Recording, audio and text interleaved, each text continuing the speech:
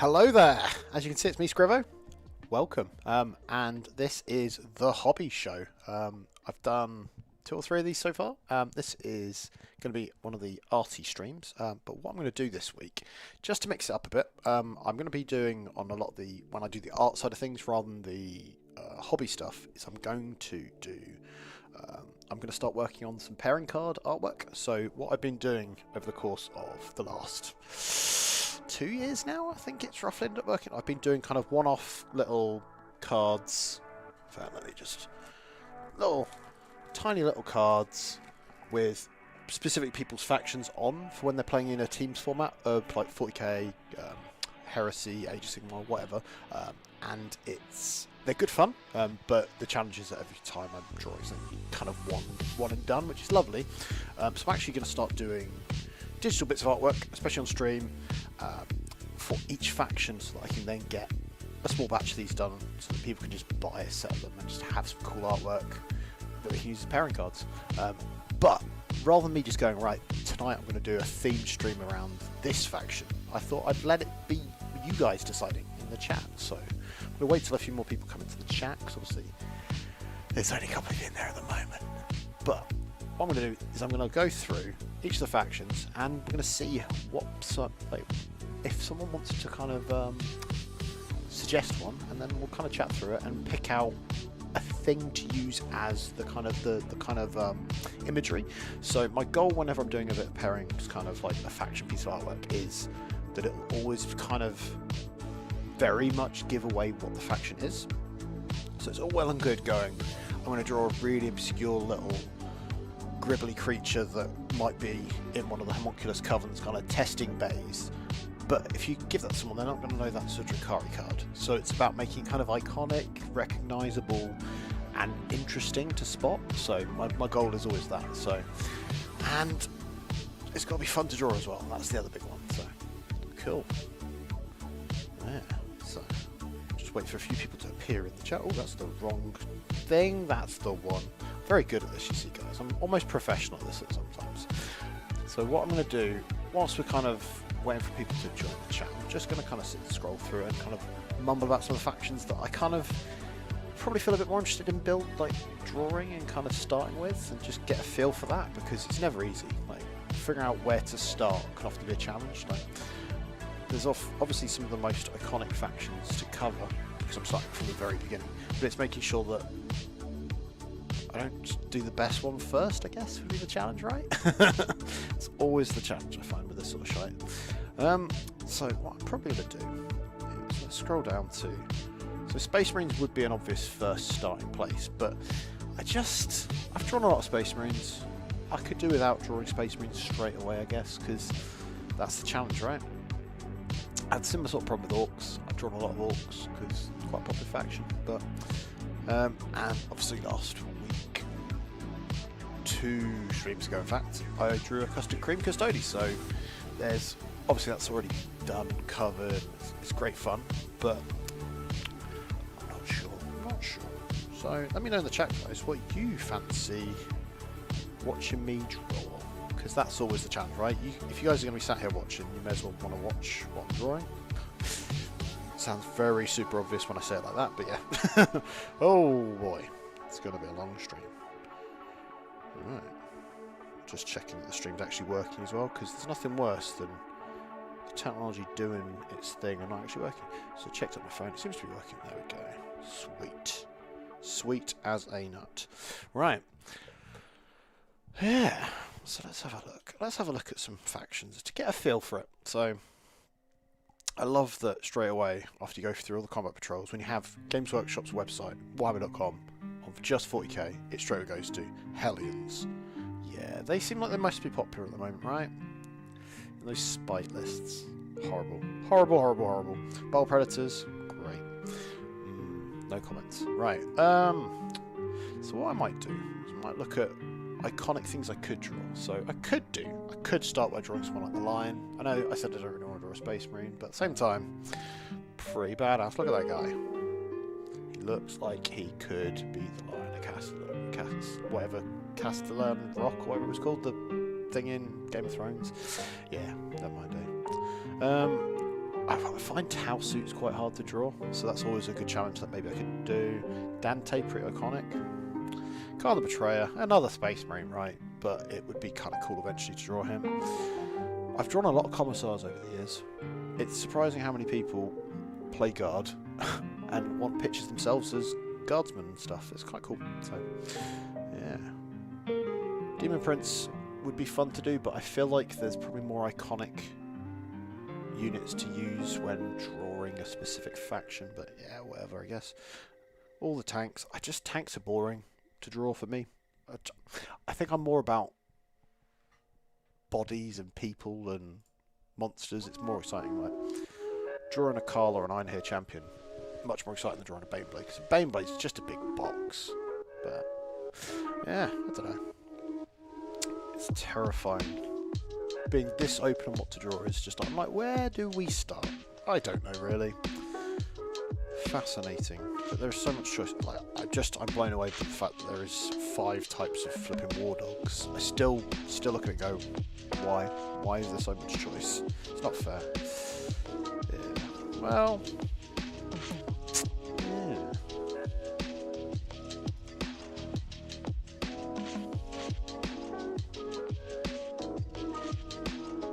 See, if the Vizark was actually part of a real faction, that would be such a cool thing to draw. That armour is so super detailed. It's a beautiful model.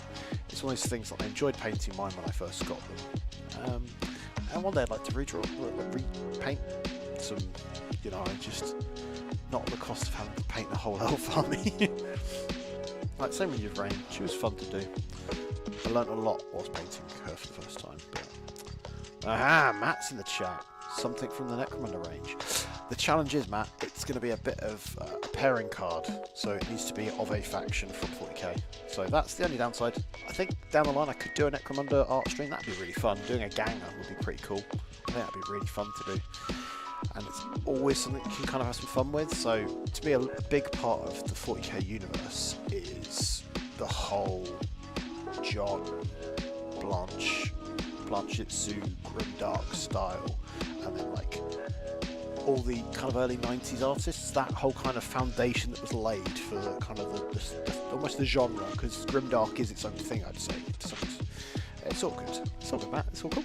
And I just find that those artists kind of help define a kind of a feel and a vibe that transcends into other things that have come past kind of afterwards. Like when I look at it now, like I know that originally Warcraft, the computer game, was proposed as being, I think it was meant to be a Warhammer game, same with StarCraft, but they just ended up, for a reason, they didn't happen. And that same feeling and vibe of the kind of the universes, there's an echo of it still, and I find that fascinating. So, oh good. Well, despite saying I didn't want to draw a Space Marine or an Orc, I keep looking at all of them and going, ooh, maybe.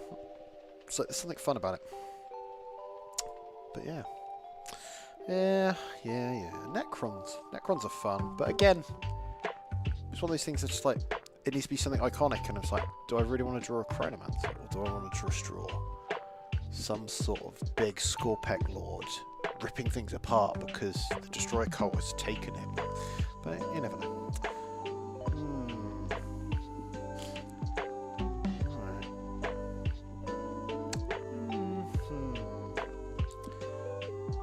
Lacking inspiration is never easy, especially when you're live on stream.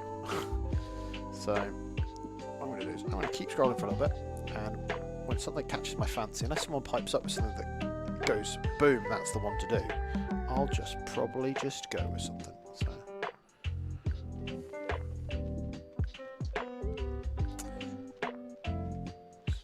yes, so StarCraft does have its own miniatures game coming out. The thing I've had with any of these sorts of spin-off games based on other things, I get really excited about them, and they don't seem to last, which is always frustrating. It's always a bit sad. So I've been burnt a few too many times, and I'm looking around next to me right now, and there's like, I've got Star Wars Shatterpoint figures there, I've got Horus Heresy stuff there, I've got Bolt Action there, I've got Old World there, and that's just stuff within line of sight of me. So I'm just like, oh, and behind me's Middle Earth, load of Age of Sigmar stuff, Marvel Crisis Protocol in there. It's like, oh my goodness, there's so much to choose from on Build and Paint. But yeah, always fun and exciting to paint something different. There is so many Space Marine models on this website. Every time I think, oh, I've gone past the Space Marines, I'll finally get to see some other stuff. It's like, no, more Space Marines and more Necrons. So, what I might look to do as my first bit is...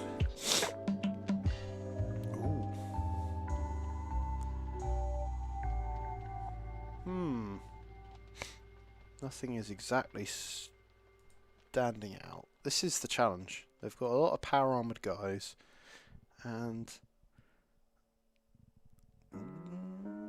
Gene Stealer cultist. That could be fun. That's kind of pseudo. In fact, they are a Necromunda gang if you want to use them as one. So what about Gene Stealer cults then? Let's scroll back up, past all this gibberish, filter it back by Gene Stealer cults. Because I think that would be a good one to start with, because it's a bit unusual. So they've got a lot of really cool, iconic looks to them. So I think things like the Abominant, this big, multi-armed behemoth, pretty terrifying as a model. Not sure. See, to me, I think of like the old Maguses and stuff from the early, like I think it was Rogue Trader Just, and the design has been kind of maintained. They've been very sympathetic to that stuff, and I like it. Like the Benefactus. As much as that's a really cool idea, that doesn't scream out Gene Stealer to me, weirdly. The brain thing, it just makes you think of some of the Necromunda, what's the Delax Spiker? Spiker, that's the name. It's like their weird Psyker guy. Yeah. Ooh, more tanks. Forget the Gene Stealers get them. Brilliant. And the Primera Psyker, when that first came out, I looked at that and thought, that looks very Gene Stealer. It's very, very interesting. Brood Brothers, oh gosh, Brood Coven. That's got Magus in it. They don't have as deep a range as I thought they did in my head. Weirdly, Gene Stealers, the actual Gene Stealer, oh they did. They're just, it's because they're in the Hive Fleet scheme. They just look a little bit different. Yeah, I think what I might do is do a hybrid Acolyte. Because I think these guys are not quite a Gene Stealer, but they're not quite your little human guy. And I think it's obvious what they are. So I think that's what we'll draw. That's what we're going to do tonight. Right, here we go. And he's tiny looking. That is not a helpful little example of a picture, but what I'll do is I'm going to very smart now and hide Chrome. Bye Chrome. Now we're in Photoshop. Super smart. So what I'm going to do is I'm going to move this tab over this side, just so I've got it on view as well. Because I do like these models. They're just a bit different. Right, so let's go into Photoshop. So let me know in the chat what you guys are hobbying on or getting on with whilst tuning in. I'm always curious to hear what people are doing. Right, so with these pairing cards, imagine it's like the face cards on a traditional playing card set. They are meant to be, they'll eventually be printed, they'll be Magic the Gathering size cards, so they'll be like this little, I'm showing it to a camera there now, I can't see anymore, so it's very clever. So like that, and so it needs to be a little portrait, so it needs to be covering enough of it, but at the same time not too clearly like unclear what they're supposed to be. So this needs to be shown, someone can see it from a distance. So what we're going to do is just start as means to go on. This will be the face. So what I'm going to try to do with these is avoid a real problem I have a lot of the time when I'm drawing like artwork of characters, especially if it's sort of like a one of these pairing cards, and just drawing like a straight on sort of bust, so almost like just as I'm sitting here like this, straight on, and that's fine, but there's not any opportunity to kind of give some sort of emotion behind kind of their stance as well. Like it's never that simple, so I'm going to mix it up a bit with these ones. So idea being here is using the blue pencil, I'm going to just kind of get very much the outline. So I'm not sure if you guys watched the last time I was drawing, I did kind of very much a similar sort of thing to this, but it was a lot more blocky shapes because I was drawing a little custard cream, which, since guys that stream, it became a sticker for our GT last weekend. So look at that, it's a little sticker to go on all the boxes. And my really useful boxes are going to be covered in these stickers by the end of the month. It's going to be great. So this is, so what I do is I start spacing out, working out, so that's where ooh, what was that notification? That made me jump. Thank you for becoming a member, James Clark. You made me jump out my skin because I didn't realise the notifications made a noise. Oh my goodness. Brilliant. And if that's the James Clark I think it is, hello. If not, welcome. Sweet. Cool. So let's get some cheeky little detailing in. So what I want to do is also, it's very easy to just look at one of the models and go, right, I'll capture its likeness, I'll make it look as much like a model as possible, but then it loses that it's an artist specifically drawing it. Like, one of my biggest criticisms I've had of kind of like when people make generate imagery off of like AI and stuff is that it doesn't have like the fingerprints of an art style. You can kind of get it to do it, but it never quite feels like it's been, when you look at something iconic like a specific artist, you can tell that that artist has drawn it, and I miss that. That's as far as I'm going to touch on that stuff though. I'm just going to avoid that for now because it just gives me grumpy and sad. Right, so the idea here is try to capture as much of the basic shapes you'd want to capture when trying to give the suggestion of like the face.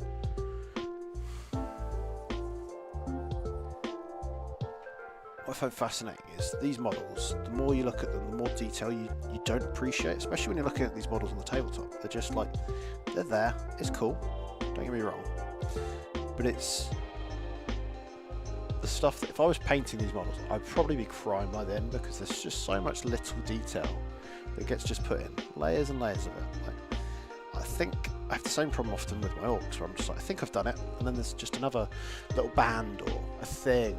Hello, Mark Robert Shaw. How are you doing, buddy?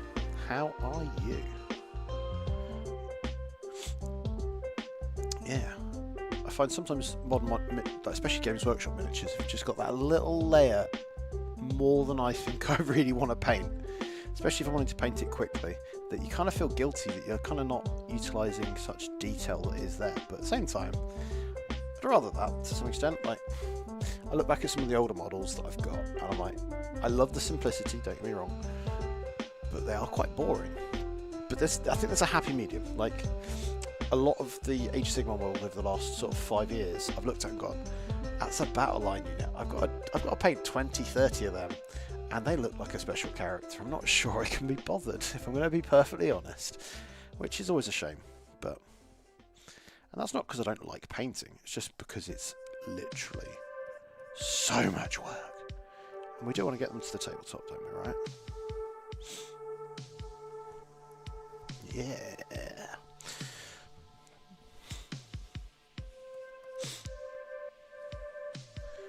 So this guy. So what I find interesting about the Acolyte hybrids is they're probably, how many generation deep are they? They're like a few. Let's have a look at this because I'm curious now. I want to say that they're like two steps deep on the Gene Stealer kind of lineage. Yeah, that's. So you could tell I've hesitated, Marco or Mark, when you had when your name came up because I went there. It doesn't say Marco, and I was very like my head just went.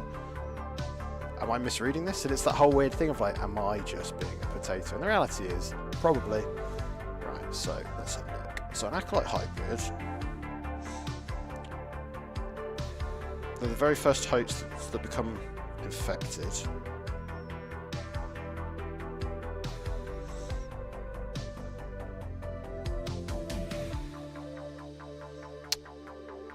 Yeah, so they're like the first tier of like the first and second generation of an infestation. I thought so. I knew that they were kind of like the really kind of as pure strain as they could potentially be. And thank you, Mark. The weekend did go really well. If you want to hear more about the gaming side of things, I think on the Monday show they covered it quite well, because there was Alex and Jack that went and played. We're on chatting about it. And then on the Tuesday show we chatted about it as well, but that was more about patting us each on the back and talking about how we got everyone ill, because unfortunately, like a lot of events this time of year, all it took was for one person, maybe a couple of people, to come in a little bit below, kind of under the weather, and then we've all come back kind of a little bit unwell, which is a shame, but it happens. But it kind of seems to be the running pattern that everyone suddenly went, oh, I'm a bit unwell, oh no, I'm a bit unwell, and it was just like, oh, we're all a little bit unwell, okay, maybe everyone from different parts of the country congregating together has an effect. But I always find it fascinating how quickly we've all forgotten about how things like that spread.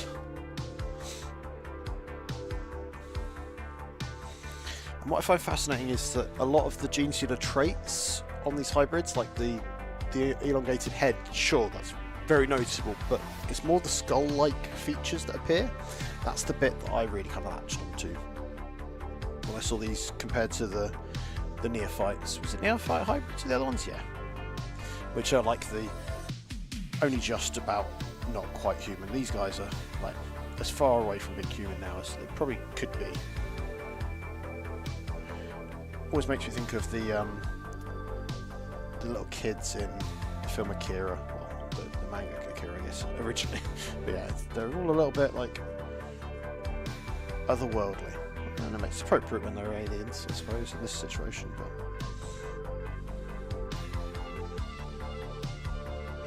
so, right, I've gotten a bit carried away drawing the face, which is lovely and fine. But right, what else have we got to capture here? We've got to capture that they're wearing their mining gear.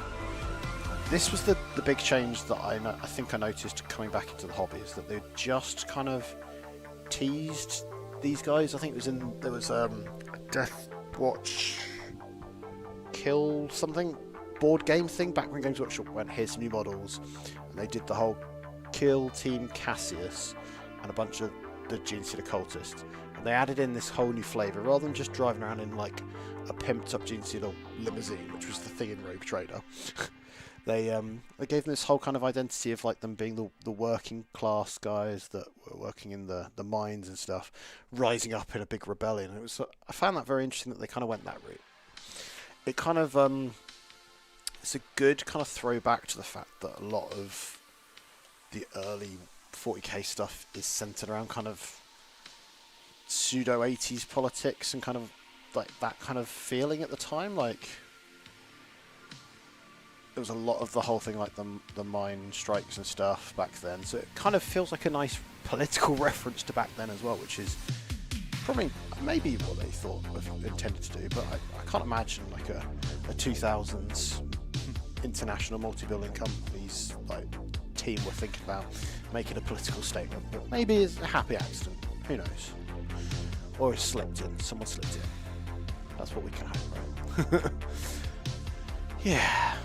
The one thing I found from the weekend though is I came out of it, despite having a bit of a funk at the moment, because I have this thing, at the end of each edition, the game gets to a certain point where you're like, I'm done now. Now I know that there's very much, there's the smell of a new edition on the horizon. I don't really want to just play with the old toys now that I know that something else is coming, especially if it's about learning a new thing or trying something out. I know that it's going to potentially roll over and stuff into the kind of the new edition of that. I still find it really tough to kind of lock in and care enough.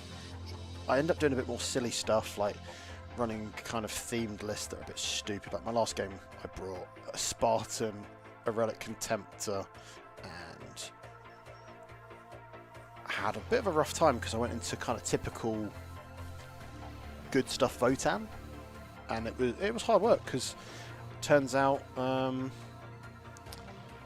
yes, so Judge Dredd and 2000 AD stuff. So this is interesting, Matt. So a lot of the early artists were very much inspired by 2000 AD, and that's why when you get to kind of the mid-90s and they were doing Warhammer Monthly, and Inferno magazine. That was basically them going, we want to do it ourselves. This is us doing a love letter to 2000 AD, but also covering and expanding our universe that we've kind of put here. And Necromunda is basically going Judge Dredd, but Judge Dredd's the Arbites over there, and the gangers that are normally getting absolutely beaten to snot by the judges are actually gangers. So it's kind of like, it's very fitting. Like, the irony is, I have bought over the course of several decades, say several, a couple of decades, I've bought a couple of different Judge Dredd based tabletop games, and it never quite works because they're trying to give you straight off the bat, here's your gang that you care about, and here are the judges. And I think Necromunda does that better. So I think that's always the challenge. Like, sometimes people are trying to just go, this IP is stronger than maybe Necromunda in some respects, but does it make a better game? Probably not. That's always the thing I have with things like StarCraft. Yeah, Mark, I know what you mean. DA at the moment, so Dark Angels to me, feel very found out. They're one thing that they were kind of quite good for me personally to play as, was they were quite resilient and their output was okay. That doesn't feel like that's there now that we've got your Victrix Honor Guard guys that are just like have all the rules better, or you put Black Templars in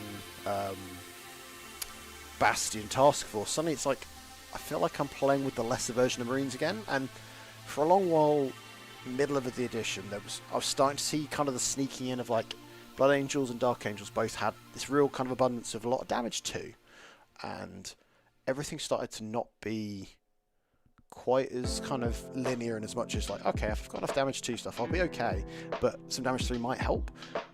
And it's been kind of a bit frustrating to look at now. Like, a lot of the stuff that's come out, especially in these kind of end times, kind of end of edition stuff, they've got lots of 3 wound guys, 4 wound guys, lots of reactive moves, redeploys, you name it. It's all these things. I'm like, okay, this feels a shame that my Dark Angels don't have it, but at least I can still enjoy and play them. I have the same sort of problem with the Orcs, that there isn't. I feel like that book was a really badly written book the more I get kind of look at it, because it doesn't have a lot of the modern tricks in any kind of capacity. Like, sure, some of it, like the Mordaka Grotmus detachment, that was them kind of going, sorry, here's a cool detachment, and then they really overdid that, and it ended up being so much worse once they'd kind of corrected it. It became a bit of a frustration. It's still in the hands of a good player, is pretty reasonable as a toolkit, as we saw on the weekend where Jack Tite took it and had a very, very successful time with it. Didn't win the event, but he was competing for it up until the very end, so it was, I think, a couple of points in it, which says a lot. But for someone like me that doesn't quite click with the game at the best of times, I don't think I should be chasing those sorts of things, and it's a shame. It does mean that by the time the new edition drops, I'm going to be really excited, because beginning of an edition, I'm always excited because there's always the Marines kind of getting an early kind of bit of extra rules, so they've got, it does feel like I get a slight advance, kind of like, oh, look at me at the end of the edition, I'm really excited, and then I watch it kind of wane a little bit, but we'll see.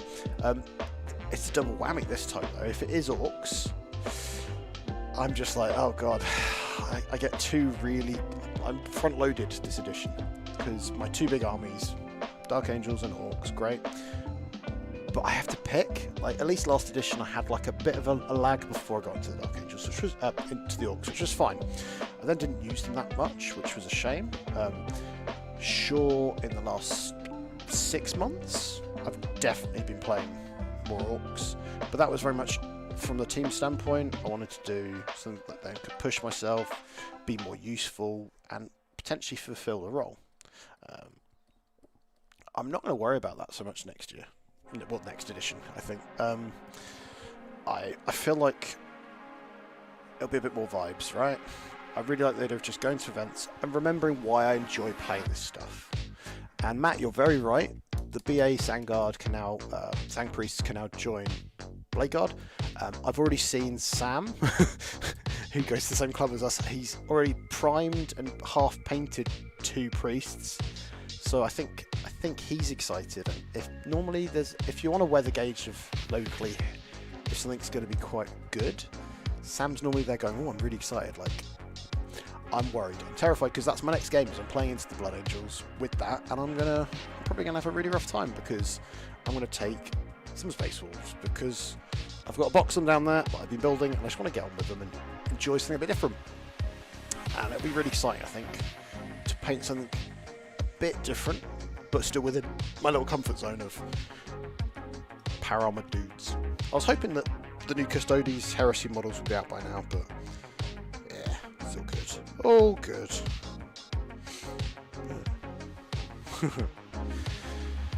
Alright, so back to GSC. So what I really like about this whole kind of mining aesthetic is it works really well in Necromunda as well, but in 40k it means that they've got very much a silhouette that when you look at kind of from a character design standpoint, when you actually look at what your average typical guy looks like, they look like a human, but the silhouette doesn't match that of a guardsman, doesn't match that of a sister of battle. It's not just the head shape, it's things like the fact they've got the suits, they've got the ribbing, and all that kind of ribbed jumpsuit stuff is very much a reference to that kind of 80s. When you look at stuff like Judge Dredd, it's all that, and when you look at all the Rogue Trader stuff that had that feel to it, that's because that was what they were all reading and drawing their kind of inspiration from. I don't want to call it stealing, because I think if we all started just accusing each other of that, you'd never have anything new and creative. Like, distinct fact that in comics is my favourite example of that is Deadpool is a piss-take literal rip-off of Deathstroke, Slade Wilson and Wade Wilson, and the suits are almost identical, and it's fine because one is much bigger and it's not the one that started it. But yeah, the parody sometimes succeeds. So what I like about doing these as digital, so as you can imagine, if I'm drawing a little card this size, my hand is this size, this is this size. This may seem really obvious to you guys, but I can only draw so much detail on this, whilst on this little Photoshop file I've got open now, this is essentially like an A3 size piece of paper. It's huge. I can then adjust it, I can rescale it, there's all these different things I can do, and I can just keep adding as much or as little detail as I want, and I love that. From the standpoint of like making something a really cool bit of artwork, there's such an opportunity here. My challenge has always been, though, when I've done digital artwork, is I'll draw something super detailed, shrink it really down, and then you lose it all anyway, because as it shrinks, a lot of those details kind of just blur into each other, and it's just like, it's a waste. But with these, I'm going to just try to make sure that at least it's justifiable. And because it's a bit of artwork that should hopefully be relatively timeless, as a channel, if we need something like it used on a thumbnail, we've got access to it, so it's cool. That's what I like about doing these sorts of bits of artwork, is it's achieving something that maybe there's a need that we didn't realise we needed, and we don't have to just use official GW artwork naughtily on things, so having our own stuff would be kind of cool. But yeah. So these guys, I just tried to use a hand gesture like I'm using an iPad. This is always the funny thing about using this tablet. It's not the newest of tablets anymore. In its day, it was a very fancy Cintiq tablet, which is still does a very good job. But it's a very transitioning between touch and not touch. Like, it's got no touch sensors on the screen itself, which I think always surprises me now I look back. But when I got this 14 years ago now, oh my god, it was the top model but one, so it was just very much like I'll get the best I can get, and it's lasted really well. Like, I really do appreciate that sort of thing. and Mark is currently painting a Doom hammer. So those tanks, I was saying at the beginning of the stream, I don't know if any of you were here at that point, I was slating going, that's a shoebox, I don't want to draw that, I hate drawing tanks, they're boring, but they're really fun to paint, right?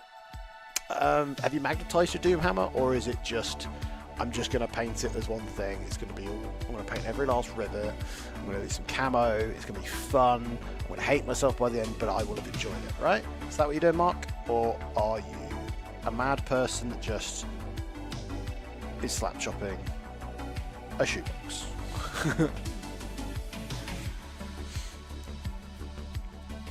So my goal with these art streams as well is, towards the end, if you guys are hobbying along, and you have said you are, in the Discord, if you post up some photos of what you've been working on, your work in progresses, you're showing off finished pieces, and we'll share them, because I love celebrating that we've all sat here and just kind of stuck at something for a little bit. Like an hour of me sitting here, I probably would have just sat here doom scrolling, watching YouTube shorts for an hour, and then gone, oh, it's 9 o'clock, I probably should be doing something, and then started. So it's helpful. And then like I found sometimes, like the last one 2 weeks ago, I painted all the base coats on my Samael conversion. It'd been sat on the shelf for like a month, 2 months maybe, and then suddenly just a bit of focus, I got on with it.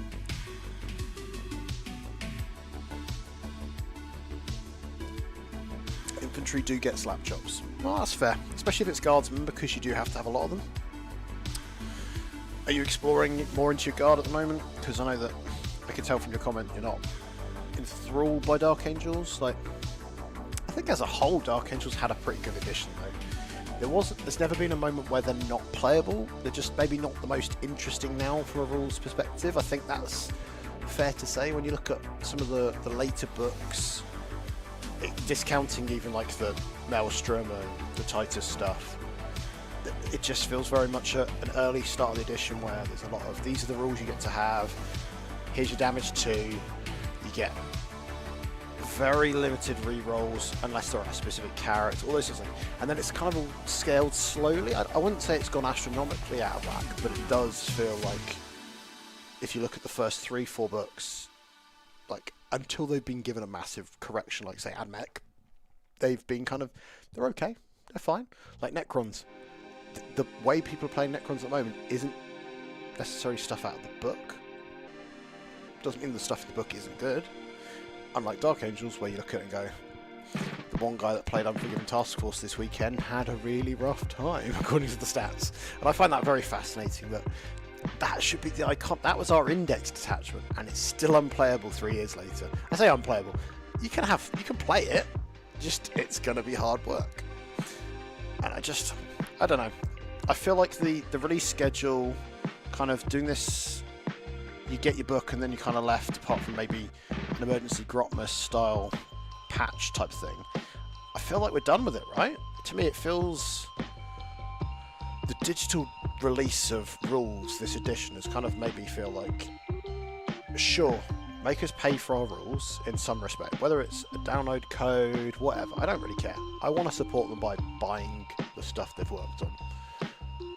But it always feels weird that you could have that situation where something gets thrown out because it has to be released, they have to have a new version of it, and it's not necessarily up to scratch. And I'm not saying that they're not up to scratch entirely, but when you look at it and go, they've had to patch it and fix it, like computer games are equally as poor for that a lot of the time these days. Like you end up looking at things going, why didn't they beta test that more? And it always comes down to the money thing, right? But I'm finding it very, it's good because if something isn't good, it can get corrected, but it devalues that book we get. Like, I'm looking at all the codices that I bought this year, well, in the last 3 years, I look at them and go, yeah, I knew this was going to happen. But it's still a shame because they're nice books. I just wish they had a greater purpose outside of like, I've got my app code done. Sweet, nice. Right, so what we're going to do here, so in the actual sculpt that I'm basing this off of, he's got a sword arm up, one arm down, and then looking forward. I'm going to go with more of a kind of a below his face. You can see it's the big claw. It's a little bit kind of sinister. bit more framed. I think it's more interesting that way. So, and for some reason my plugin keeps disconnecting, so hopefully you guys are still seeing me alright. But always find it fun when technology seems to just go, I'm disconnecting. Thanks, Streamlabs. Let's see what it says. I'm in the chat, and a few people are in the chat. Cool. It works. Nice. Yeah, it's fair to say, Gladys is the best attachment. I found even, like, I'd been enjoying Stormlance in, like, the last 18 months. Playing that again recently, I'm like, cool, I have one reactive move thing. That's my shenanigan. Out of the kind of strats, the fact that you get 6 strats now, and one of them is AOC, and then the other 5, unless you're really leaning into the theme, quite disappointing. And you've given yourself the task of completing all your garments just by the 10th. That's fair. What's your backlog looking like? Is it achievable, or is it just I made an effort, I tried? Because if I tried to do all my Dark Angels backlog, I would probably be crying right now, because they did that thing when they released a load of new Assault Terminators, and I've got that box they did, whatever it's called. I've got that sat there, and I built some of it. But it's just not exciting to play with, which I feel like it's a shame, right? I know Space Marines get a lot of cool toys, got a lot of releases, all that sort of thing, yada yada yada. It's hard to feel sorry for the Space Marine player. But when you get a new toy like Assault Terminators, and yeah, they gave them a slight rules glow up in as much as they made them acceptable, it's just, there isn't a way that makes me feel, oh yeah, I need to take them. Because don't get me wrong, I would love to take them over Deathwing Knights. Like, I love iconic Deathwing Knights.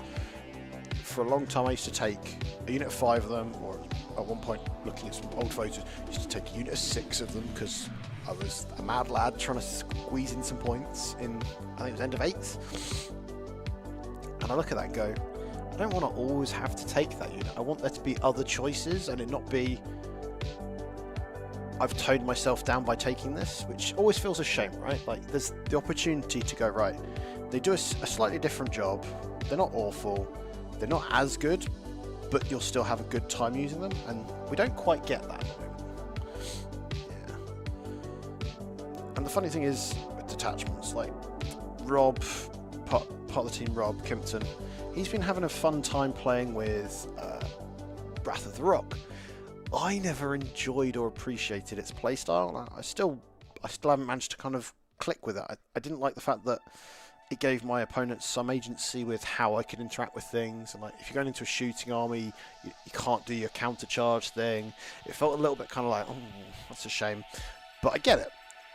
But it had never kind of been for me. But I didn't mind. And then same with Ben. He had a really good run at even like LGT with Company Hunters, and I've not ever had one of the actual Dark Angels attachments click with me. I really tried hard with the Lion's Blade when that launched. I went and played Tom Lohman at one of our local games cafes the week that came out, and it was really sad. It was so sad. Just never felt like I was gonna have much of a chance, but I tried. I definitely tried. But not enough.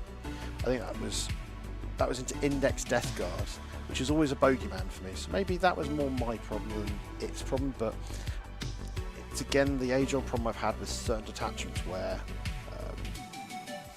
it was based around being on specific objectives.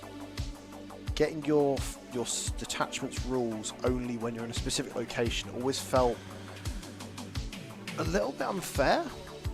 When it'd be fine if every detachment had that sort of caveat, but when it's not equal and fair across even factions, it makes it kind of easy to not consider them. Like, I played an RTT 2 or 3 weeks ago now. God, it all blends into one. The 15th of Feb, so yeah, basically a month ago now. My God, time flies. It was a Highlander event, and I took Freebooter Crew. I found it really challenging. I did enjoy it though. The biggest challenge I had was if I went second, I had to make that decision there and then where I wanted to focus my strength could be utilised, and not having so in comparison to say Mordaka or Warhorn, both have essentially one half of that detachment's like basic ability. Like you get sustained hits in shooting or sustained hits in you get assault or sustained on certain things, or you get sustained hits in combat in war. And getting those situations on an objective I found quite weird. But then when I was speaking to Tony Chill on the weekend, and he was like, quite often, and this was the thing that came up when I did the guide, the initial kind of talk about it, was like picking a home objective as that point, because you can springboard off of it. And when they redid Inner Circle Task Force, they did that. They went, no, Lion's Blade or Inner Circle, I can't remember, whichever one it is that's got the state defensive or aggressive stance. That was them going, you have some agency now. But it's still really tough. I don't know what the right answer is with those sorts of detachments. I think there's a lot of cool ideas that have come out since the Dark Angels book that makes it hard sometimes to look at and go, we don't get that. But yeah, what I did find interesting is that I feel like there is some play in most units in the army now, though. Like Inner Circle Task Force, that's the one. Like when you look at how many detachments they've given Dark Angels to fix essentially the supplement, it shows that definitely was not a good supplement on release. And that's a shame, right? When the first half of the edition I played just Space Marine detachments, that tells me that it was not a well thought out. I suppose the same could be said for the Blood Angels one to some extent. Like you get one for a long time. It's just here's your one detachment, which is a shame. But I feel like they got better as they went through the edition across the board. So maybe the design space had kind of spread out. They'd kind of trial and error had been done on those, and that's why I'm more against this 3-year cycle thing. I think because it feels just as they get into their stride on a design, it sort of resets, and that always feels a bit like, we're just getting there and then let's shake it up again. But I guess 3 years ago when they started developing the next edition, they were probably still just finishing what they're on now, so they'd be kind of buzzing with these kind of concepts, and a 3-unit redeploy might be a thing that we all get right at the beginning of the edition, because that seems to be a buzz thing they're putting in. Reactive moves that are like D3 plus 2, or yeah, there's something there. Like there's clear learning, but and I am just waffling, and I love it. Right, let's get some shoulder action here. So what I love about these guys as well is that they have the carapace of a Gene Stealer. They've got some distinct human-esque features, but it is definitely more Gene Stealer than human. And as a kid that absolutely adored my first edition Space Hulk, I always have a soft spot for Gene Stealers. And it's one of those armies that, if it hadn't have been one of these seesawing armies of like, so in 8th edition they kind of had half an army. By 9th edition I'd kind of fizzled on interest in them, because they were either like the blip system, and it was all a bit like, and then by the time I got to the end of 9th I was just like, I do not need a weirdly complicated army that's a horde army as well. After essentially starting back into the hobby with 1500 points of orcs that were playable, I went, here you go, here's my old orc army, I'll touch this up a little bit, get going, cool, an easy start. Having to do that completely from scratch in this economy, I don't think I can handle it. And it's a shame, because I think if time and money were not as much of a factor on hobby, I would not be playing my Dark Angels as much. Definitely helps that they are a little bit easier to build and kind of catch up on, but yeah, still a challenge. So what armies would you guys pick up if time and money was not an obstacle. I'm not saying like every army, because I feel like that's the cheating easy answer to go, yeah, I'll just get every army. It's like, no, if there was one army that you could just go, right, I could just have it done as I want, and I'm not pressured by time, I'm not pressured by money, what would it be? Because I think for me it would probably be, this is a weird, I don't have a clean answer. Yeah, that's because I've tried Tau. I had an Elder army. That was my second army before I did my Dark Angels. I had a Custodian army. I sold them to repaint them. I never really did. Maybe them. Maybe Custodians for me. But it'd be like the full selection, all the heresy stuff. Not recasts, beautifully painted. Because I really like the idea of doing a bronze Custodian army. That's my next plan to do. So maybe Custodians for me. Because there's the opportunity there to really go down the rabbit hole of like get things like the Warhammer World exclusive Land Raider, use that as the venerable Land Raiders because they've got a bit more detail to them. All the cool dreadnoughts and stuff, they go in plastic now, so that'd be cool to get. Yeah, that'd be my jam, I think. If and when, if I ever got that opportunity, but we'll see. Right, and then we've got this guy. Back onto him, so he's got the bottom of his tunic bit. So I find this fascinating that despite all these different textures, when I'm looking at these models, I never quite see there. So Matt says Drakari, he had the army back in 5th edition.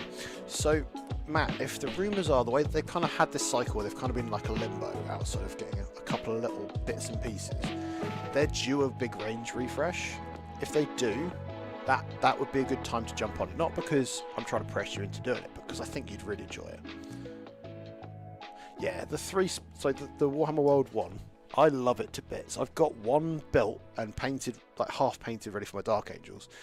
Having those, because it's got the Quilla like detailing on it and all the panels. I think if that's just in the flat metallics, it looks super cool. But it's expensive. Yeah, and the age-old thing is whatever faction is the protagonist in the latest 40k novel you've read. So, weird one for me is I'm currently listening to book 1 of the Night Lords trilogy, because in our team we've got 3 or 4 guys that whenever you mention Night Lords, they sit there going, oh, those books are so cool, they're really good. And the one distinct thing I missed on it, other than the fact that I historically have never been a fan of them because they're always the enemy in the Dark Angels kind of stuff. The whole fighting over Thramus was all kind of like, haha, we were better than blah blah blah. The one bit I missed was that there were Aaron Dembski Bowden books, and they're fantastic. Like, listen to the first one, and it's like I understand and I empathise kind of their tragedy and all that stuff. Doesn't mean I like them. Doesn't mean I want to own them as an army. But I now understand my enemy better, and it's a weird one that, like, I have a slight little bit of like my Nemesis Claw kill team that I built and painted. I'm a little bit sad that I didn't do them as them, because it would have been the get out my system thing. But that's fine. It's fine. It's fine. Yeah, those Land Raiders, I'm going to be very sad, because by the time I finish painting that one, we're at that time in the edition, the next edition, I can see it now, we'll get a new Land Raider. It will be just different enough, and I'll want at least one. And I'll be like, but which one?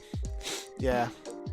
But those books, I'm going to listen to them bit by bit. I'm trying to not, like, just only listen to them, so I'm going to listen to the first one, because it's a trilogy. I thought I'll then dig something else out afterwards, because I'm having a bit of a break from Heresy, because apparently that's naturally what happens. You just slowly get kind of burnt out from how bleak it gets. Right, so he seems to have an undersuit here, and let's get some of the detailing captured.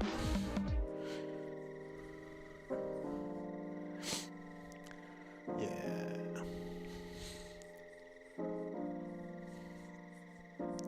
So I think historically, in the last 3 ends of editions, something I've been excited about, finally kit bashed, done some sort of really fun thing where I've got an old version of a model, and then they instantly replace it. So in beginning of 8th, I didn't want to just buy the old war buggies, because I can remember buying my first war buggy. I bought it from a toy shop that sold Warhammer back, I think it was 1998 or 97. This is how long ago it was. I used it for Gorka Morka.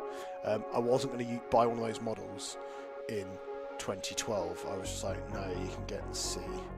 I can't buy something that's almost 20 years old and use it. So I got out of print plastic Defcopters. I'm that horrible person. Chopped them up, made buggies, and then literally 3 months later they released all of the new buggies. So I can't do it to myself. Oh, sorry guys, I just coughed then. Hopefully I muted myself. If not, I'm very sorry. This is the last bits of whatever Nurgle's rot has infected the vibes-based Warhammer community that were at the event on the weekend. I feel like I'm alright until I start talking lots, and then I just cough.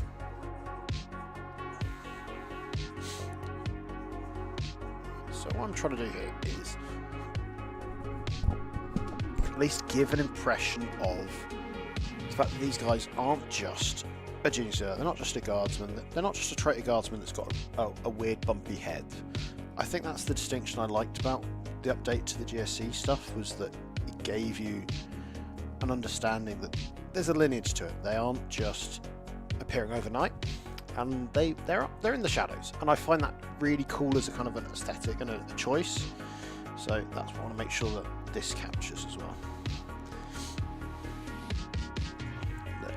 Pouchy ouch, because clearly in the grim darkness of the 41st millennium, everything is kept in pouches, because why wouldn't you? Yeah, until Nightlord's got that kind of slight retouch. And what I find fascinating is when you look at the heads compared to like the resin type of upgrades they've done historically that were metal, they're not a million miles away. Like, they are goofy, but it's terrifying because you introduce flayed flesh and bits of bodies hanging off of this stuff, like ventriloquist banner guy. In fact, there's literally a guy's like torso. It's just pretty grim dark, and I love it. It's what we need to see more of. And I do like that kill team gives CSM armies a very specific tool that they didn't have beforehand, which I feel like if we were to see Fallen, and this is going to annoy Tom. Tom's going to be somewhere sat at home going, "Oh no, he's talking about the stupid Dark Angel traitors again." Is unless we see them as an actual splash release, which I highly doubt. I said that about Corsairs months ago. I was like, I don't imagine them giving them much love. If they do, maybe it's a bike drop, and then we didn't. I like the idea of them doing it as a kill team, because it's a way of adding to that warband feel where you go, you've got a little Nemesis Claw group, you've got some Corsairs, you've got all these different elements that are like the patchwork quilt of what a heretic warband should be like if they're not a splinter part of just one of the legions. And I find that fascinating that there's that whole kind of angle that you can approach CSM as a player, building your army. You could be like, right, I like the idea of going, they're a bit of a warband that happen to be from one legion specifically. That tends to be how most people paint them. But the Corsairs release has kind of fueled this kind of discussion, at least with some of the more thematic players that I know, going, oh, I could do a unit like this and a unit like that. And it then means as a result, when you see events going, you have to have a matching cohesive paint scheme, you're like, well, actually, this is within the law, so you can shut up. So I'm always I'm interested to see, like, if it's just someone borrowing their friends' armies, yeah, whatever, cool. I'm sorry. Maybe we should borrow matching armies instead. I don't know. There isn't an answer for that, right? But it is very kind of, it's funny when sometimes the theme, like orcs, they're not meant to massively match, really. Like, sure, they could all be from one clan, but they're not going to have everyone's left shoulder pad is exactly the same colour. They're just going to be whatever bit of paint slapped on it if they can be bothered, and running around screaming and burping, because that's what orcs are. They're an idiot. And I feel seen.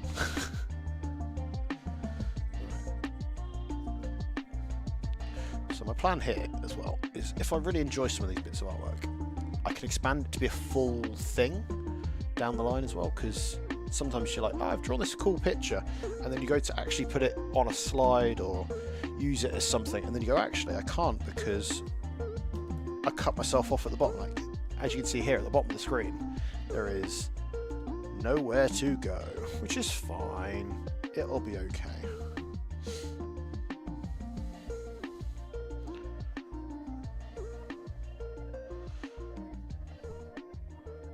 Okie dokie.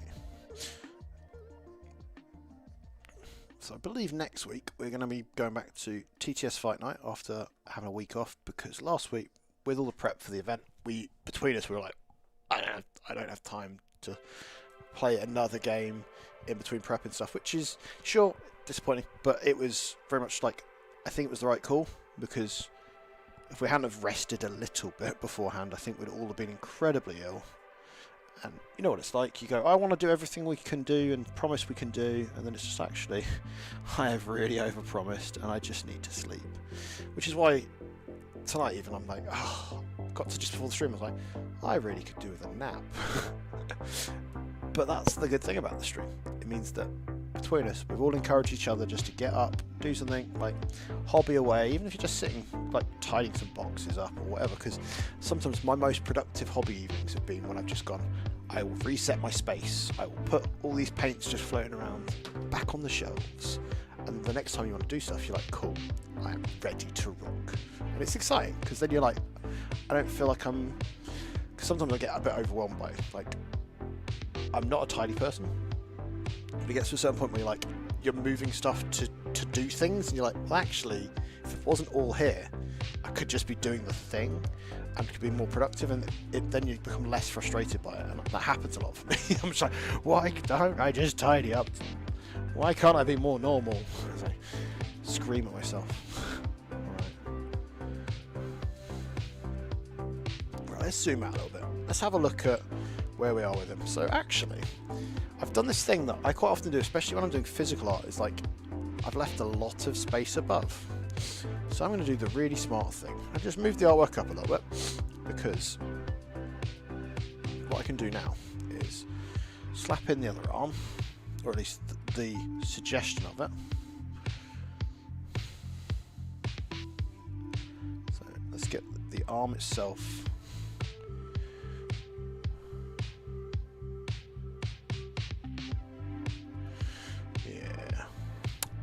Yeah, I think the one thing I would like to see them genuinely put into the next edition, if I was to be really particular, is like they sort of did it this time. So with Space Wolves, they went, right, here's your 2 battle line units.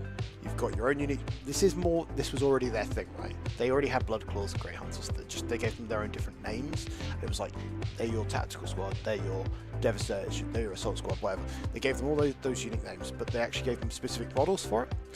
I would like them to do that for all of the chapters, so that you have a thing that determines and defines your chapter a little bit more. And yeah, chapter codex compliant malarkey, sure, important if you care for that. I really like the idea of even just like going, right, these guys, because they're Dark Angels, you can have one plasma guy with it, so it brings it almost back to a tactical squad. You can have a plasma gun, or you can have a plasma cannon, and make it a thing that there's a reason why you're on your theme a bit more as well. And then eventually, because I liked the way we've snuck in, like, here's your Inner Circle Companions, they are your elites. Your head takers, which were I think they were a new thing entirely for Space Wolves. Correct me if I'm wrong, but I think that was a new thing they just pulled out their arse. I like the idea of having that for more, because before there was the haves and have-nots. So when I picked Dark Angels, I picked them because they had that selection of unique models.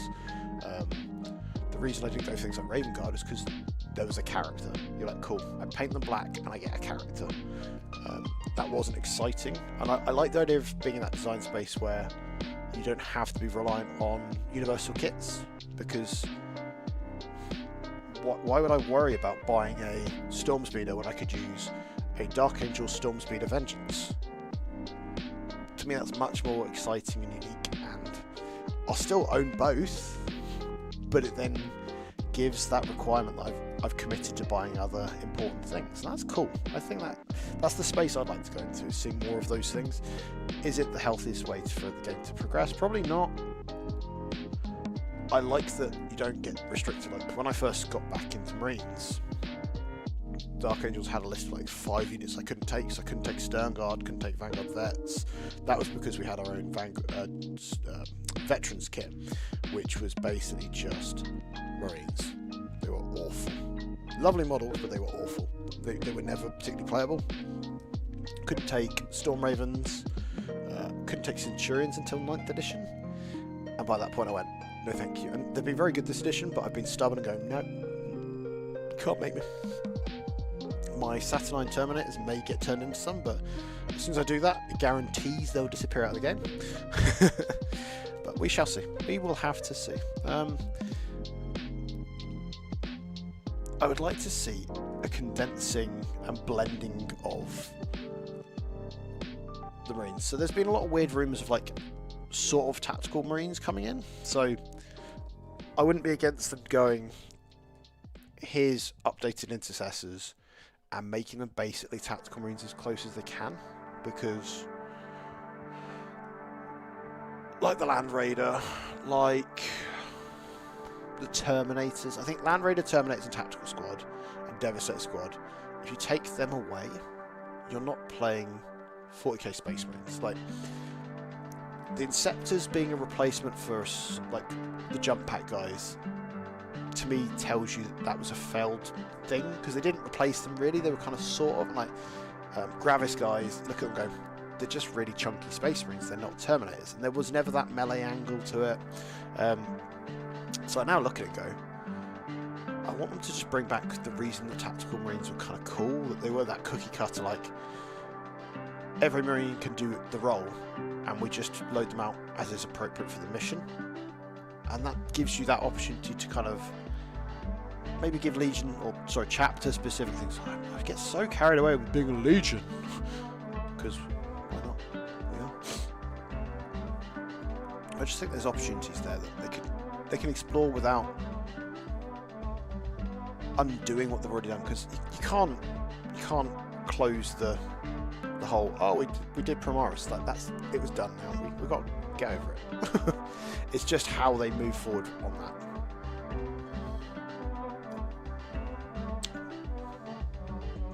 And it does seem to be building, so I think it's in the Archmagos book.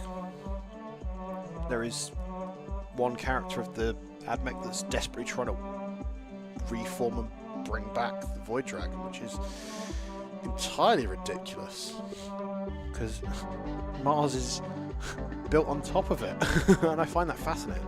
I'm really excited. And Matt, yes, I had a funny feeling that a lot of us wargamers have this habit of putting everything everywhere. Like, if I started just picking up models and showing you them, they'd be coming from every little angle. Like, there's a random librarian that's been sat on my desk.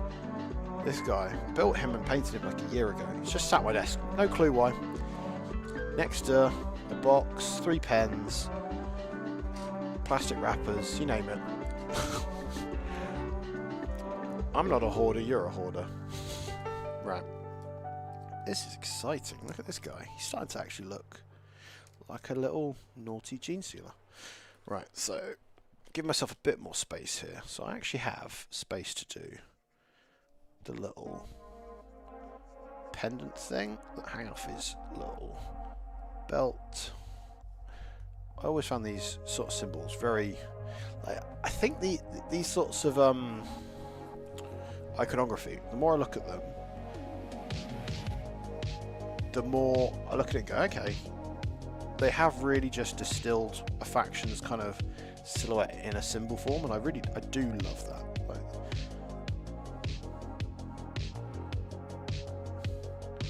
this guy, maybe he needs a bit more of a curve.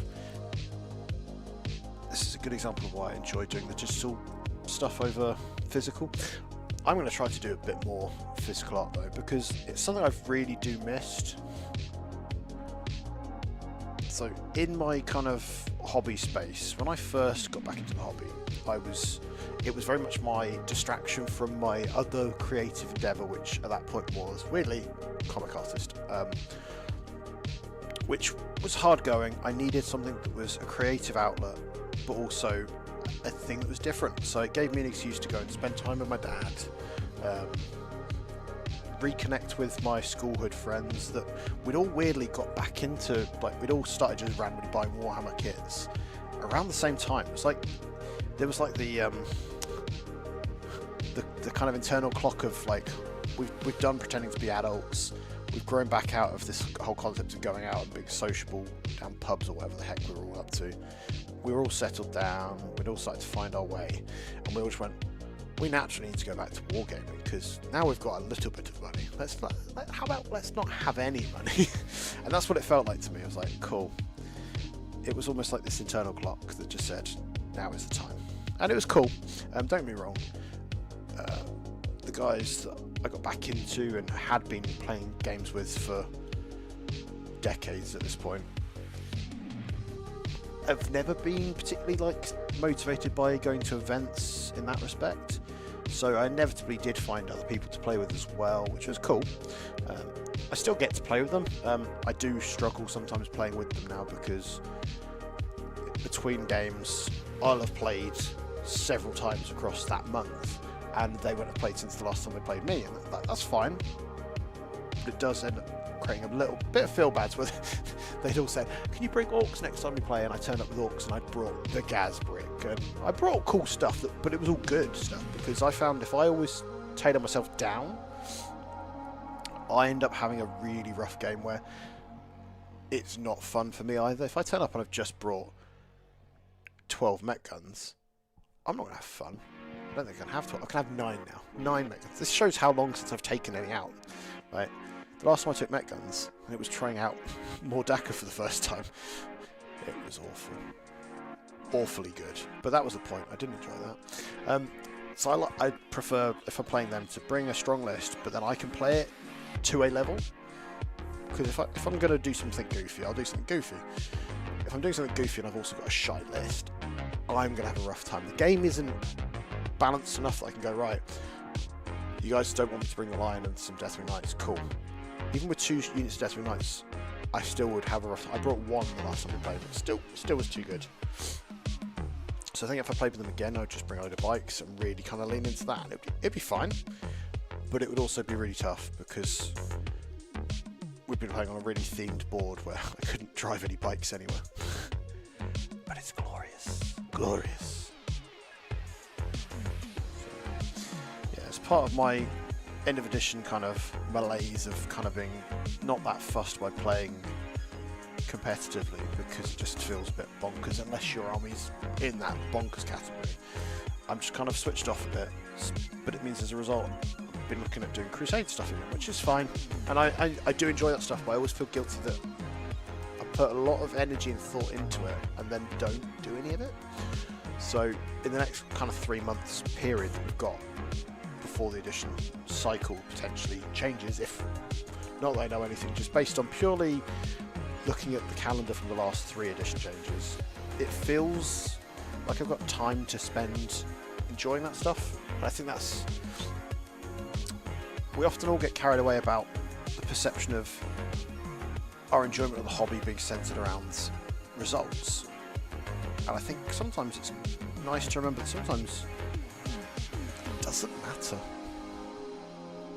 I think I've won games where I've not enjoyed them, but then I've enjoyed games where I've absolutely been clinched at the last minute to success, but really enjoyed them. I would rather lose the game, but have really both enjoyed it. And I'm just like, I look at it and go, no thanks. Like, to me, I'd rather do that. Definitely. I'd rather just be enjoying it. Marco, you had to clean your desk just to join in and paint. Well, hopefully that then encouraged you. And Gareth, how are you doing, my man? Wooden spoon for the woohoo. Yes.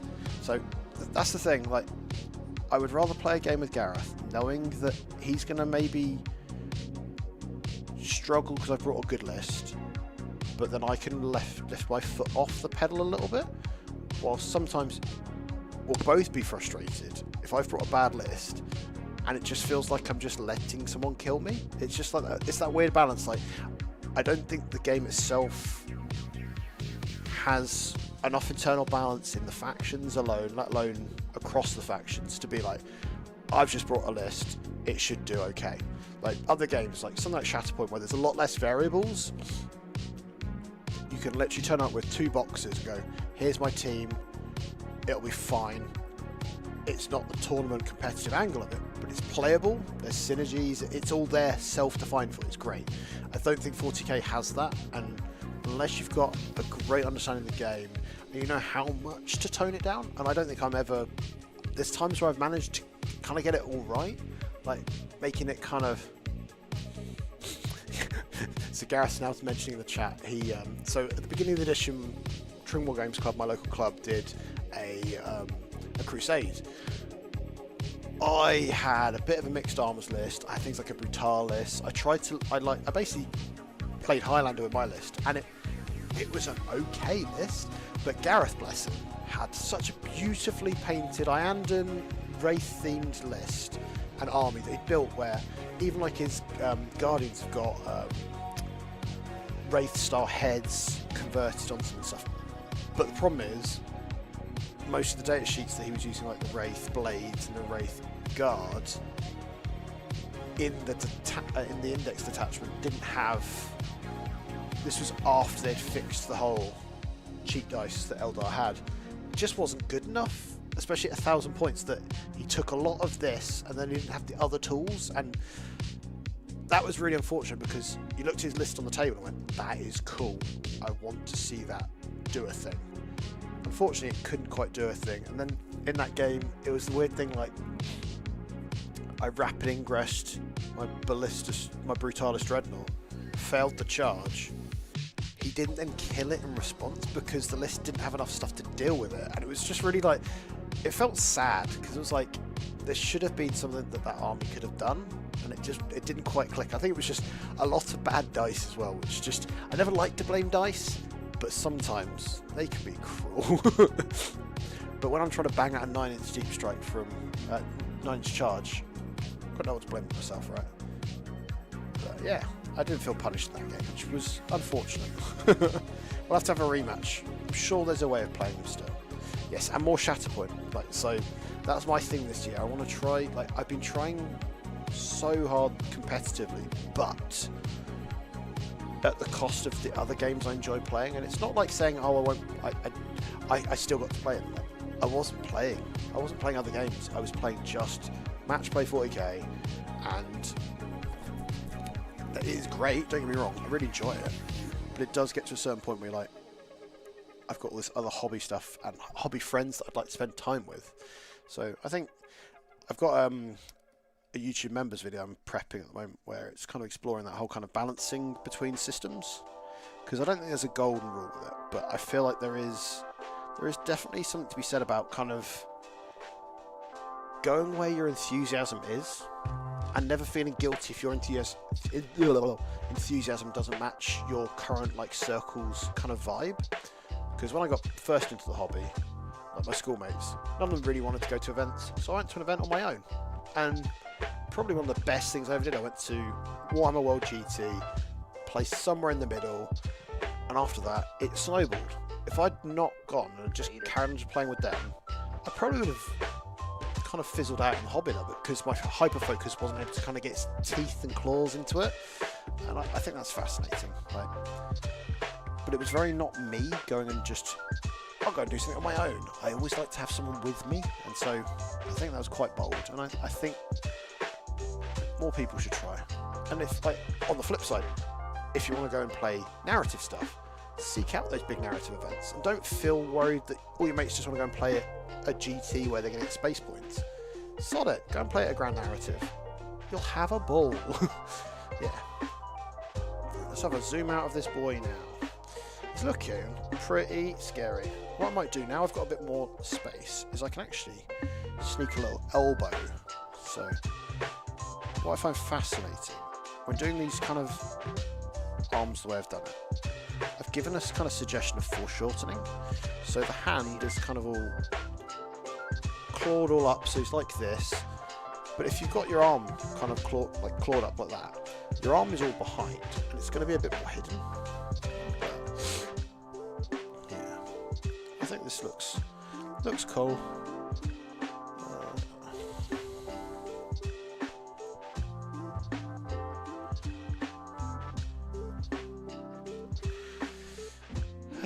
This is a good example of why digital art takes me a lot longer though, because it should be a quick process, but instead I end up getting so kind of wrapped up in putting in all the little details that I know should be there. The card would have, doing the little teeny card would not have been anywhere as it would have been a much more concise experience, but I think this is better for it, and I do like this because it's time for me to sit and chat with you boys and have a chat about what you're up to as well. So Gareth, what have you been hobbying on recently? I know you've been quite busy because you got your little one and your shift work and all that sort of jam, but what have you been at least eyeing up working on, shall we say? Because I find that fascinating. Sometimes it's like the hobby, like you've got the appetite for it, you don't necessarily have the stomach to do it currently, but you kind of want to, and it lingers. So end of last summer I'd played a game just for WTC of Space Wolves, and it really got my kind of, I was like, this is cool, this is a bit different. It's Space Marines, but it's different enough, got some of the same tools I like using, and I thought, I'll fizzle on this, I won't come back to it. And then I was at Element Games, when was it? October time, and I saw the Space Wolves Army box was still there because it still had a couple of copies, and I was like, I got very close to buying it. Didn't, but it was still there. That seed of excitement still was there. It hadn't fizzled. And then it got to the point where someone was selling one of those boxes Christmas time, I want to say, and I went, you know what, sod it. You're selling it quite cheap. It worked out I was buying basically the box, and I got it for the cost of like 2 of the units out of the box type of thing, maybe 3 a push. And I was like, it feels alright. Didn't need the book, but all the cards, no one ever does. But and I was like, cool, that'll be my new project. And it just shows that sometimes once that's kind of claws, the appetite for it's there, you do end up kind of, you get there eventually. Like World Eaters are in that place for me at the moment. That was my other thing that I was supposed to do in this edition. Like again, this is the 3rd edition I've been trying to do them. I showed some enthusiasm, then in the teams format there was other people playing them, so I just went, cool, I'll cool off on them, I'll focus on my orcs. Because I wasn't playing them, I didn't paint them, and they got kind of a bit found out in the meta. They're okay, they're still very one note though, and I was like, cool, I don't need another melee army at the moment when my orcs do a similar thing and I've got them ready. And that's a shame, but that's why Space Wolves I think is a kind of a different one, because it's quite quick to paint and different. But yeah. Right, let's get the last bits of these pencils done, and I think at that point we'll go and look at some work in progresses. If people have done any, that is. If they've not been just tidying their desks. I always like the idea of, at the end of it, I have this bit of artwork to show everyone. Everyone goes, oh cool, you've done that, nice, cool. And then I look at what everyone else has done and we celebrate each other's successes together. And I think that's really cool to be able to go, right, we've sat down for an hour or an hour and a half, my goodness, and just got a bit of something done. Not loads, but something. Let's see, is there any work in progresses? No. So if you're in the Discord, if you're not in the Discord, I will put a thingy in the chat, because I can be smart like that, I can do that. But it doesn't appear. Oh no, I can't. How do I do the chat? I do love that I've got all these fancy plugins on my stream, but I cannot see the chat to type it. But I will figure it out. I will do it on my phone, because that's what adults do. I'll use my phone. Not on the Discord, right? Blood Bowl, are the necromantic horrors. That's cool. I would love another good way to intercop his double events. Booked me and Ashfan's first doubles. Oh, that'd be cool. See, doubles is one of those things that I kept looking at doing and never quite got to do. I got close to doing one with Tom in December, and then he'd be double booked, so we didn't end up doing it. It's what I'd like to do.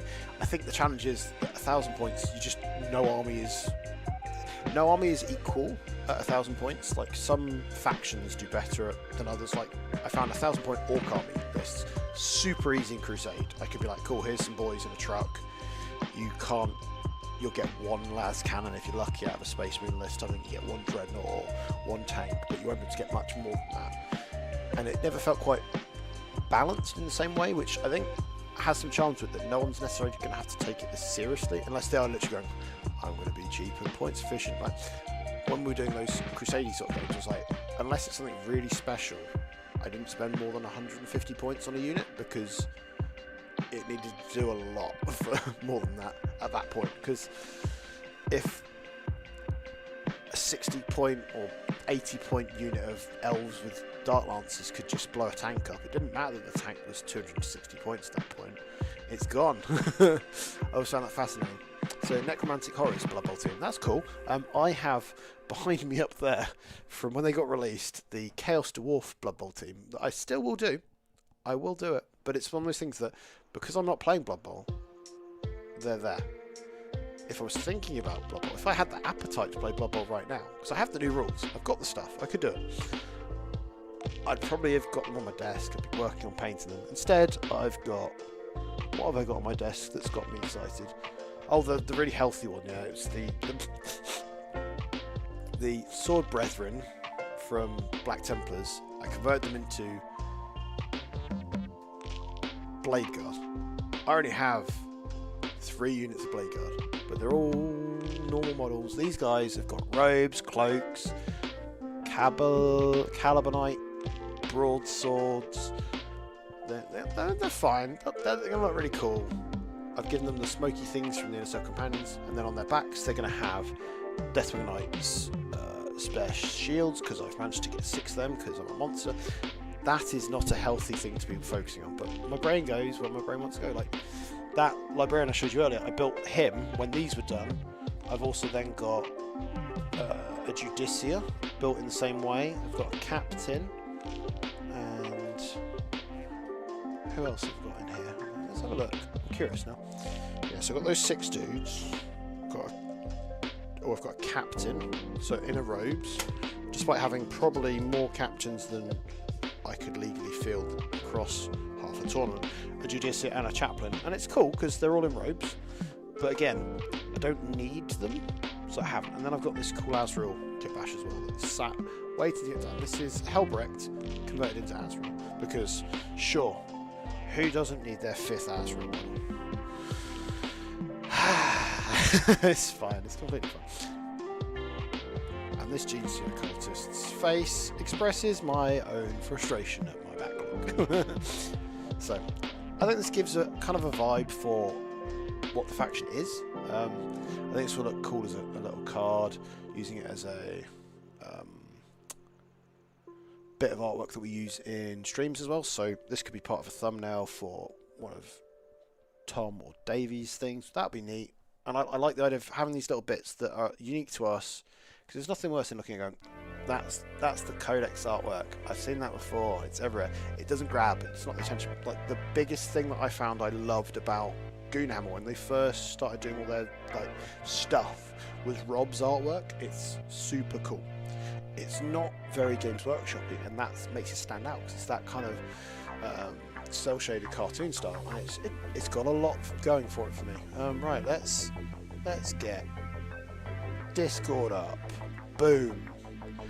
Oh, we got a tank. We've got a tank. Right. Oh, it shrunk it. It shrunk Discord. I'm glad that I'm really good at this technology, guys. I'm going to put it big on this screen. There we go. That is one tank. Cool. So, is your guard scheme kind of all the dark greys and stuff, Mark? Because I love it. I'm biased because I have surrounding me cans of matte black, Hyrax brown, or this is the big one, Raven black. This is literally my army in a can, and that feels like what some of the sort of vibe you've got, and I like that because it's that whole kind of Starship Troopers angle. Why do I feel like your army's themed around that kind of vibe? I think I've got deja vu. You've said that in the chat before. It's one of those things. And Matt's not allowed to post in Discord until you've been a member for 10 minutes. Oh, shucks! Whoever set that Discord up is a genius for doing that. It might have been me that set that setting. Because there is those situations. But oh my god, that gun is horrendously big. I'm always very excited by seeing these tanks. The problem I've done is I've run many a themed narrative event over the course of 2 editions. Every so often Alex, Chancellor from the team, will bring one of these guys, and if it's got any sort of L-shaped ruins as part of the terrain, because quite often I compromise because until very recently I didn't have enough cool terrain, he'd struggle to get them out of his deployment zone a lot of the time. And I feel that says a lot about the game having to sort of hold its own lethality rather than the size of the models. Like, I used a Stomper in a kind of a pickup game a couple of months back, and it was great fun because we made the board so that things could move. Still was pretty challenging, but it wasn't impossible. I killed the one las cannon holding tank on the table, and it was fine after that, but I maybe was being a bit mean doing that. But it's fine. And that looks great, man. I look forward to seeing it finished because genuinely, I find when I look at a vehicle like this, with all the different bits of detailing, all the things like the rivets, and all the different gun sponsons and things, by the end of it you're looking at, and I end up not being able to like focus on one place for too long because I start noticing other bits. Like, have you got all the stowage on the back? Like, yeah, I can see there's a little like bits on the back that look kind of like barrels and stuff. They're so cool, man. Really excited. Oh, and they end up snowy. There we go. You answered my question. Oh, they are cool. Oh, nice. And you've got a guy with a pink hair. That makes me think of the Spud guy off of TikTok and Instagram. I love the snowy effect. That's really cool. Oh, and you've got some razor wire, barbed wire stuff going across, and you've got all the stowage on them. That's super cool. I would love to play into those guys at some point, man. This is the weird thing. Like, I've run so many events, or helped run events as well, over the course of the last probably 3 years, realistically, that I think I've played a lot less people, but I know a lot more people, if that makes sense. Like, I know people, but I've not played against them. And people, it's funny, like, we're chatting in our own, like, team chat recently, like, how so many of us, we've never actually played each other. And it's that weird thing, like, you see each other at events all the time, but you're like passing ships in the night. Like, to me, back when I used to first go to events, it was always game 4 of a GT. I would play one of the guys I travelled up with. It would be my practice game that week previously. That doesn't happen anymore, because I'm not playing any events for it to happen. But an all-female crew, that's really cool, man. I like the fact that they slowly slipped in some, not forced diversity, but genuinely realistic diversity, because any population is never going to be that desperate to be, like, only recruiting male soldiers. Like, in that far in the future, they may be quite backwards, but they're not going to be that backwards. And I think it's cool to celebrate in model form, because yes, in the 90s we had Sisters of Battle was the way of making female characters. Doesn't mean that's the only way it needed to be or stay. And the whole game's evolved, the law's evolved. It needs to keep evolving, and that's why this biscuit is totally a chick. And I will not have anyone say otherwise. Oh, they are super cool, man. I cannot wait to get this bit of GNC artwork finished, but until then, what I'll probably do is I will be posting in the hobby chat work in progress stuff myself, but artworky stuff as well. Because would you guys like to see that, as I'm doing more if I'm not doing it on a stream? Oh, we did, Mark. Now you've typed that, I went, oh gosh, yes. We both had 10 infiltrating Deathwing Knights. I went first. Oh my god, yes, I remember that game. That was in 9th, wasn't it? Oh my god. That was the end of 9th where I just looked at the game and went, this is such a mess. Why are we playing this? And it's fine, but super dumb, right? That was the part of the edition where I just remember seeing so many Deathwing Knights and so many Deathwing Terminators that by the end of it I was just like, I need a break from this. I need a break.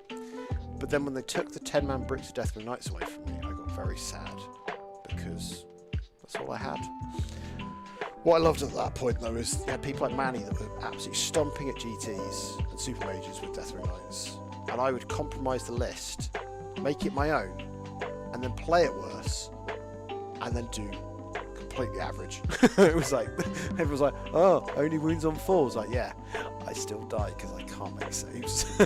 Those were good times, in a weird sort of way. Like, I think that my last game of only wounds on 4s I played into Jack Davis Fletcher, who was at that point an up and coming England kind of hopeful that was doing coaching and stuff, and we ended up basically on a draw, and it was cracked guard, cracked Dark Angels, and we just smashed into each other. It was just like, it was such a stupid game, but it was great. I enjoyed it, and it didn't matter what the game was. It was the two of us playing was the bit that was fun. So